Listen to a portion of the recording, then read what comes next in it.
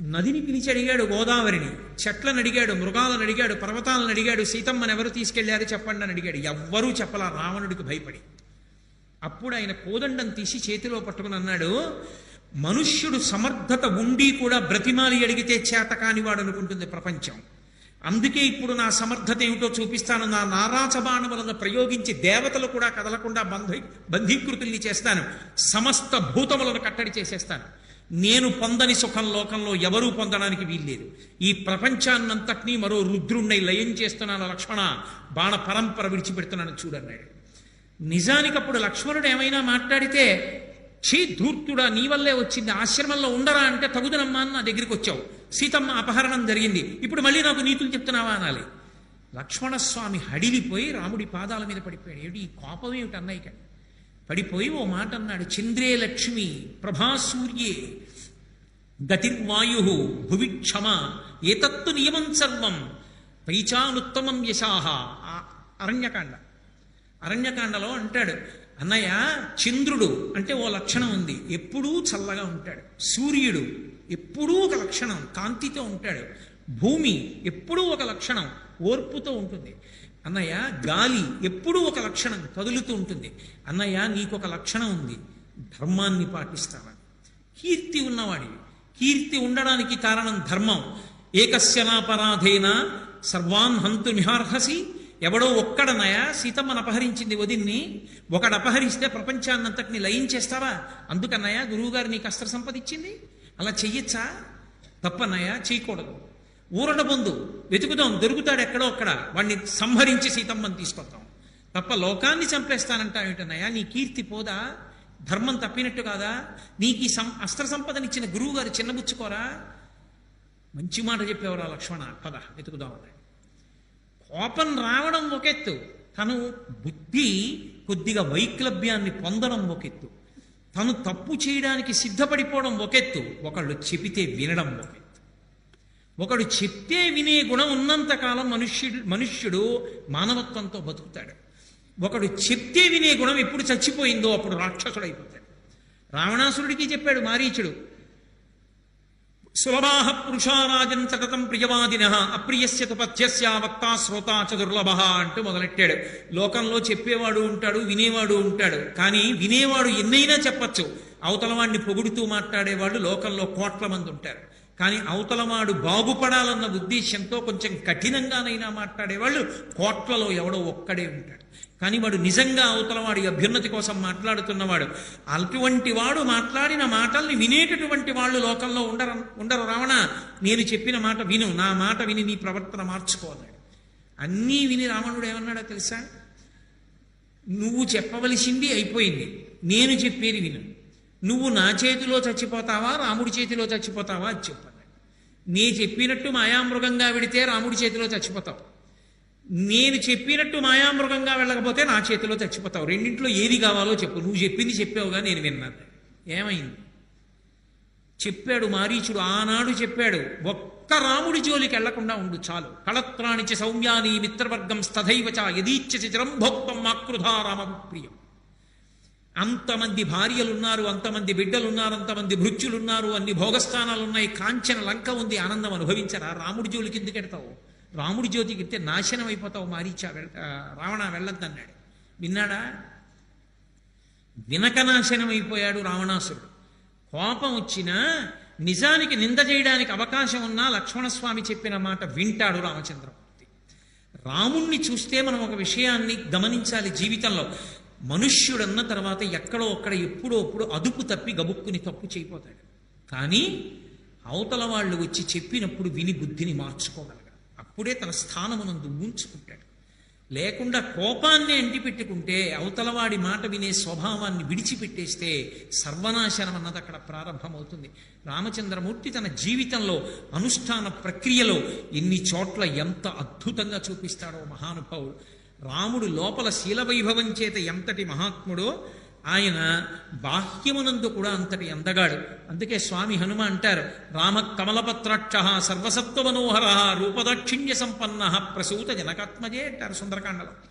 అమ్మా రామ కమలపత్రాక్ష, ఏం అందగాడమ్మా రాముడు, కమలపత్రముల వంటి కందులు కలిగినటువంటి వాడు, సర్వసత్వ మనోహర.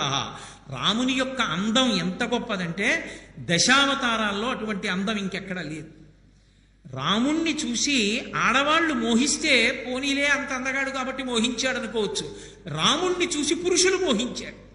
పురుషులు మోహించడం కాదు, అన్నీ విడిచిపెట్టి అరణ్యానికి వెళ్ళి తపస్సు చేసుకుంటున్నటువంటి మునులు మోహించారు. పుంసామోహన రూపాయ పుణ్యశ్లోకాయ మంగళం. మగవాళ్లు మోహించిన దివ్యమంగళ స్వరూపం ఆ స్వరూపం. అంతటి అందగాడు. ఆజానుబాహు అరవింద దళాయతాక్షం రామం నిశాచర వినాశకరం నమామి. అటువంటి రామచంద్రమూర్తి పైకి ఎంత అందగాడో లోపలంతా అందగాడు. రామ కమలపత్రాక్ష సర్వసత్వ మనోహర రూపదాక్షిణ్య సంపన్న. రూపం ఎంత గొప్పదో ఆయన దాక్షిణ్యం, ఆయన దయాగుణం అంత గొప్పది. ఆయనకున్నంత దయ లోకంలో ఎక్కడా ఉండదు. విభీషణుడు వచ్చి ఆకాశంలో నిలబడ్డాడు శరణాగతి చేసి, అందరినీ పిలిచి అడిగాడు. అది ఆయన ఏ పనైనా చేసే ముందు అడుగుతాడు అందరినీ, ఆ తర్వాత తన అభిప్రాయం చెప్తాడు అందరికీ. అందరూ చెప్పారు, హనుమ తప్ప. వద్దు, రాక్షసుడి తమ్ముడు, పైగా మనం ఎవరి మీద యుద్ధం చేస్తున్నామో ఆ రావణుడి తమ్ముడే వచ్చాడు, నువ్వు దగ్గరికి తీసుకోవద్దు అని చెప్పారు. ఇంతమంది చెప్తే రాముడు ఒక మాట అన్నాడు, అది శాస్త్రం అంటే. మీరు చదవండి కావాలంటే. ఆఖరిని అంటాడు, ఇది పెద్దలు చెప్పిన మాట అంటాడు. నేను క్షత్రియుడిగా పుట్టాను, ఒక పక్షి పాటించిన ధర్మం నేను పాటించవద్దా అని అడిగాడు. అరణ్యంలో ఓ చెట్టు మీద ఒక ఆడపక్షి మగపక్షి గూడు కట్టుకుని నివసిస్తున్నాయి. ఒక వేటగాడు అరణ్యంలోకి వచ్చి ఆ ఆడపక్షిని గురి చూసి బాణం పెట్టి కొట్టాడు. ఆ ఆడపక్షి కింద పడిపోయింది, మగపక్షి పైన తిరుగుతోంది. ఈ ఆడపక్షి శరీరంలోంచి బాణం పైకి తీసేసి దాని రెక్కలు పీకేసి అక్కడే తాటాకులు మంట వేసి బాణానికి గుచ్చి దాన్ని కాల్చుకుని తినేసి వెళ్ళిపోయాడు. చూసింది మగపక్షి, ఏడిచింది. కొంతకాలం అయింది, మళ్ళీ వచ్చాడు అడవిలోకి. హోర్న వాన, చీకటి పడిపోయింది, ఎక్కడికి వెళ్ళలేకపోయాడు. ఆకలి చలికి తట్టుకోలేకపోయాడు. ఏ చెట్టు మీద తను ఆడపక్షిని చంపాడో మగపక్షి ఒక్కటే ఉండిపోయిందో చెట్టు కిందకు వచ్చి పడిపోయాడు. మగపక్షి చూసింది, నేను ఉన్న చెట్టు కిందకు వచ్చి పడిపోయాడు కాబట్టి నేను ఉన్న ఇంటి ముందుకు వచ్చి పడిపోయినట్టు. అతిథిని రక్షించినప్పుడు నా గృహస్థాశ్రమం ఎందుకు అంది. ఎక్కడికి వెళ్ళింది. కొద్దిగా అగ్నిహోత్రం తెచ్చి ఎండు చితుకులు తెచ్చి మంట వేసింది. ఆ వేడికి లేచాడు, తెప్పరిల్లి ఒళ్ళు కాచుకున్నాడు. ఆకలితో నకనకలాడిపోతున్నాడు. ఇంటికొచ్చిన అతిథిని ఆదరించని నా బ్రతుకెందుకని చిన్న పక్షి గాలివానలో వెళ్ళి ఏమీ తేలేక తానే అగ్నిహోత్రంలో పడి చచ్చిపోయింది. చచ్చిపోయిన పక్షిని బోయవాడు తిని బ్రతికాడు. బ్రతికి బట్ట కట్టి ఇంటికి వెళ్ళాడు. ఒక పక్షి ఆదరబుద్ధిని చూపించింది, గృహస్థాశ్రమ ధర్మాన్ని పాటించింది. క్షత్రియుడనై దశరథ మహారాజు గారి కొడుకునై నేనే విభీషణుడికి శరణాగతి చేస్తే ఆశ్చర్యం ఇవ్వకపోతే, అనుమానపడితే ఇక నేనెందుకు క్షత్రియ జన్మ, ఇంకెక్కడి నా ధర్మం. అందుకే విభీషణుడు కాదు, రావణుడే వచ్చి శరణాగతి చేసినా అభయం ఇచ్చేస్తాను. రావణ విభీషణులకే కాదు, సకృదేవ ప్రపన్నాయ తమాస్మీతి యాచతే అభయం సర్వభూతేభ్యో దదామ్యే తద్వ్రతం మమ. సమస్త ప్రాణులలో ఏ ప్రాణి అయినా సరే, యుద్ధకాండ, ఏ ప్రాణి అయినా సరే, రామా నేను నీవాడనని వచ్చి నా పాదముల మీద పడిపోతే చాలు, వాళ్ళకి నా శరణం, వాళ్ళు పాడవకుండా నేను చూస్తాను. వాలితో స్నేహం చేస్తే వాలి రావణాసురుణ్ణి పిలిపించి సీతమ్మని ఇప్పించేస్తాడు. సుందరకాండ యుద్ధకాండ లేవు. అధర్మంతో ఉన్న వాలితో స్నేహం చేసి సీతమ్మని తెచ్చుకోవడం కన్నా సుగ్రీవుడితో స్నేహం చేసి వాలిని సంహరించి కష్టపడి సేతువు కట్టి తీసుకొచ్చి మళ్ళీ సీతమ్మతో కలిసి ఉంటే పట్టాభిషేకాన్ని పొందుతాను తప్ప అధర్మ మార్గంలో నాకు భోగం అక్కర్లేదన్నాడు. ధర్మమే కావాలి రాముడికి, ధర్మము కావాలి, శాస్త్రం కావాలి, గురువు కావాలి, తప్ప ఇంకొకటి అక్కర్లా. అందుకే శ్రీరామాయణంలో పిల్లలకి అమ్మ కట్టించిన చద్దెన్నపు మూట అంటుంటారు. నేను తప్పకుండా శ్లోకాన్ని స్పృశిస్తుంటా రామాయణంలో. ఆయన అరణ్యవాసానికి బయలుదేరిపోతుంటే ధర్మం మాట చెప్పి వెడుతుంటే కౌసల్యాదేవి పొంగిపోయి ఒక మాట చెప్పింది. ఇప్పటికీ ఎక్కడికైనా స్కూల్కి వెడుతుంటే అమ్మ క్యారేజ్ ఇస్తుందే, అలా 14 సంవత్సరములు రామచంద్రమూర్తికి తినడానికి కావలసినటువంటి ఆత్మపోషకమైనటువంటి అన్నాన్ని మూట కట్టి కౌసల్యాదేవి ఇచ్చింది. ప్రతి తల్లి ఆ శ్లోకాన్ని ధారణ చేసి ఉండాలి. ప్రతి తల్లి తన బిడ్డలకి ఆ శ్లోకం రాముడికి నేర్పినటువంటి ఘట్టం చెప్పి తీరాలి. రాముడు అరణ్యవాసానికి బయలుదేరుతుంటే కౌసల్య ఆశీర్వచనం చేసి రాముడితో చెప్పిన మాట, యం పాలయసి ధర్మంతం ధృత్యాచ నియమేన చ సవై రాఘవశార్దూలా ధర్మస్వామభిరక్షతు అంది. రామ, ధర్మాన్ని విడిచిపెట్టు అని నేను చెప్పాను. పెద్దవాడికి రాజ్యం ఇవ్వాలి, మీ నాన్నకు అధికారం లేదని చెప్పాను. ధర్మాన్ని పక్కన పెట్టేస్తే నువ్వు రాజ్యాన్ని పొందొచ్చు, మీ నాన్నని నిగ్రహించవచ్చు, యుద్ధం చెయ్యక్కర్లేదండి. దశరథుడు అడిగాడు. వెళ్ళిపోతుంటే రామచంద్రమూర్తి యుద్ధం చేసి దశరథ మహారాజు గారిని కారాగారంలో పెట్టక్కర్లేదు. దశరథుడే రాముడి వంక చూసి చేతులు పట్టుకుని ఒక మాట అడిగాడు. రామా, నిన్ను చూడకపోతే చచ్చిపోతాను రా, ఉండలేను, ఒక్క పని చెయ్యి. అసలు నిజానికి ఈ రాజ్యమంతా నీదే, కానీ ఈ కైకేయి నన్ను నిగ్రహించింది రాత్రి, నన్ను బలవంత పెట్టి వరాలు తీసుకుంది. నువ్వు ఒక పని చేయి, నేను వరాలు కైకకి ఇచ్చేశాను. 14 ఏళ్ళు రాముణ్ణి అడవికి పంపించేస్తాను, రాజ్యం నీ కొడుక్కి ఇచ్చేస్తానన్నాను. నా పని అయిపోయింది అక్కడతో. నువ్వు వెళ్ళకు, భవరాజా నిగృహ్యమాం అన్నాడు. నేను పెద్దవాడిని అయిపోయాను, యుద్ధం చెయ్యలేను, నన్ను పడగొట్టేసి బంధీకృతుణ్ణి చేసి కారాగారంలో పెట్టేయి. నువ్వు రాజ్యం ఏలుకు, నా తప్పు లేదుగా, నా మాట నేను నిలబెట్టుకున్నానుగా, నీ తప్పు లేదు, రాజ్యం వీరభోజ్యం, నన్ను పడగొట్టి నువ్వు ఎక్కు. కారాగారంలో కూర్చునుండగా అలా వెళ్ళు, నిన్నొక్కసారి చూసి బతికేస్తాను రామా, నిన్ను చూడకపోతే చచ్చిపోతాను, నన్ను నిగ్రహించి రాజ్యం ఏలుకో అన్నాడు. రాముడు అన్నాడు, ఎంత మాట నాన్నగారండి, మిమ్మల్ని కారాగారంలో పెట్టి రాజ్యం ఏలుకోనా? అదా అందుకా కొడుకు, మీరిచ్చిన మాట సత్యమయ్యేట్టు చేసిన వాడెవరో వాడు కొడుకు.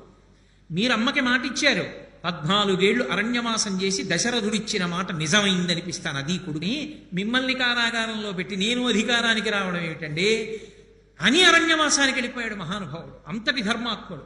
అందుకని ఏ ధర్మాన్ని నువ్వు రామా నమ్ముకున్నావో ధృత్యాచ నియమేనచా, అది ఆ మాటల యొక్క సౌందర్యం. అంటే ఇది విడిచి ఈ ఒక్కసారి వదిలేస్తే చాలా తేలిగ్గా పని అయిపోతుంది. ఎంతకని పట్టుకుంటానండి అని వదిలిపెట్టకు సుమా, ఎప్పుడూ ధర్మాన్నే పట్టుకో ఇక నీ జీవితాంతం. ధృత్యాత నియమేనచ సవై రాఘవశార్దూలా ధర్మస్వామభిరక్షతో, ఆ ధర్మము నిన్ను రక్షించుగాక. అది అమ్మ కట్టిచ్చిన సద్యన్నపు మూట. రామాయణంలో రామచంద్రమూర్తి 14 సంవత్సరములు ధర్మం తప్పకుండా నిలబడడానికి అమ్మ చెప్పిన బోధ కారణమైంది. ప్రతి తల్లి ప్రతి బిడ్డకి ఈ శ్లోకాన్ని, రాముని యొక్క ధార్మిక ధృతిని నేర్పితే మళ్ళీ శ్రీరామరాజ్యం వస్తుంది. కాబట్టి మహానుభావుడు ఆయన ఊపిరి తీసినా ఊపిరి విడిచిపెట్టినా ధర్మము వినా ఆయనకి ఇంకొకటి లేదు. అంతటి ధర్మాత్ముడు. నరులు అనుష్ఠించడానికి వీలైనటువంటి ధర్మాన్నంతటినీ కూడా ఆచరించి చూపించినటువంటి అవతారం రామావతారం.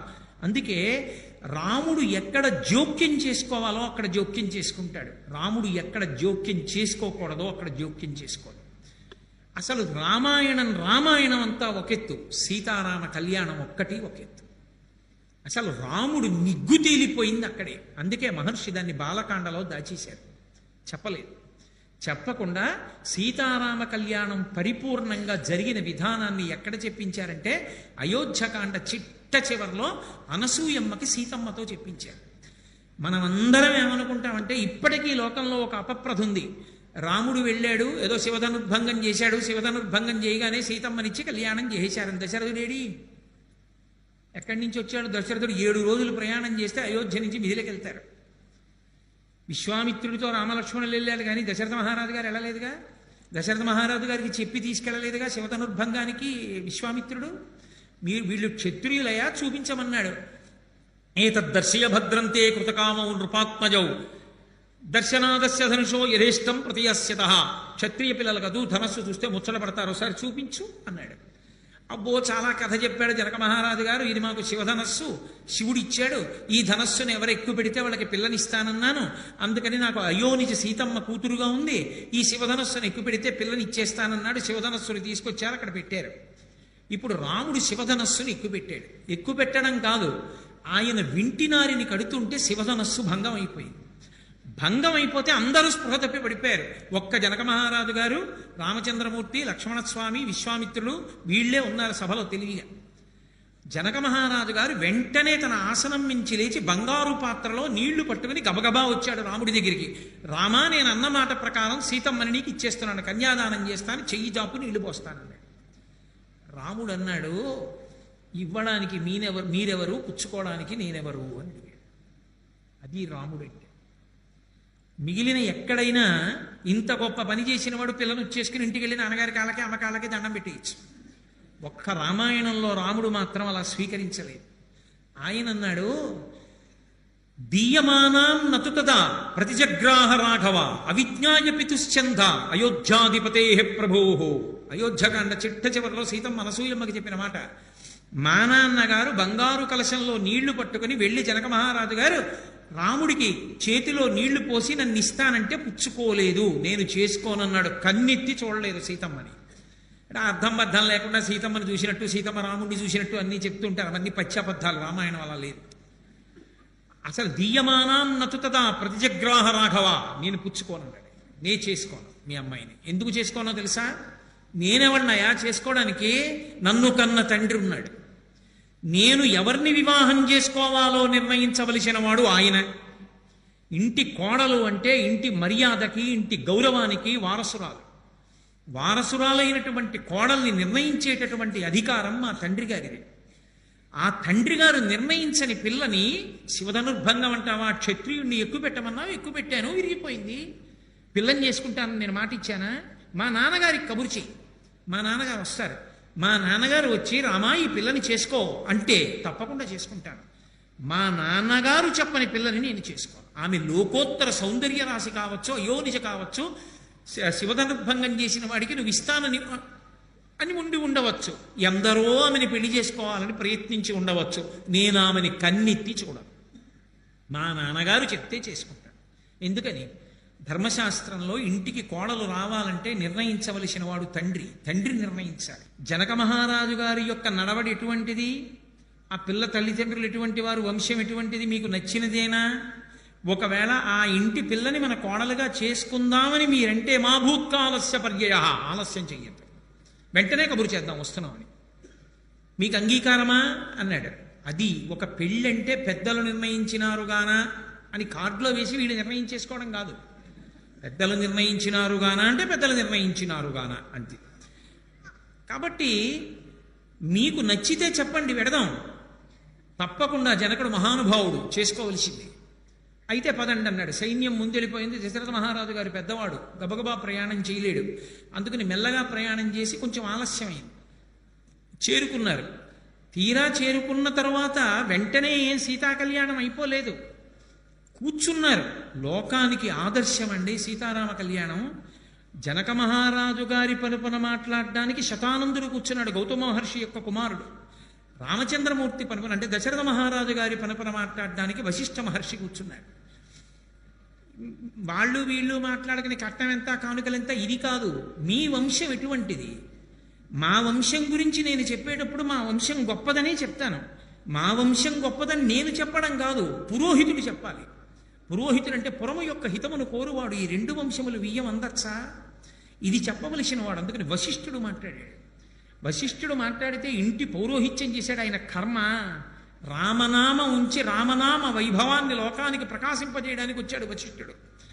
అందుకని మహానుభావుడు వశిష్ఠ మహర్షి ఆ ఇక్ష్వాకు వంశం అంతా చెప్పాడు. ఎక్కడి నుంచి ఎక్కడి వరకు వచ్చిందో, ఈ రాముడు ఎటువంటి వాడో, ఎంత గొప్ప వంశంలో పుట్టినవాడో, ఎంతమంది చక్రవర్తులు ముందున్నారో చెప్పాడు. ఎంతటి పరిజ్ఞానం ఉన్న, ఎంతటి మహాపురుషుడు అంటే వశిష్ఠుడి గురించి పరిజ్ఞానం అన్న మాట ఉపయోగించడం సాధ్యమే కాదు అసలు. మహానుభావుడు బ్రహ్మర్షి. ఎక్కడ ఈ ఇక్ష్వాకు వంశం ఎక్కడిదో ప్రారంభం చేశాడు. ఎక్కడో అవ్యక్తం అంటే అసలు ఈ ప్రపంచమంతా ఏర్పడలేదు. ఆ అవ్యక్తము నుండి బ్రహ్మ వచ్చాడు.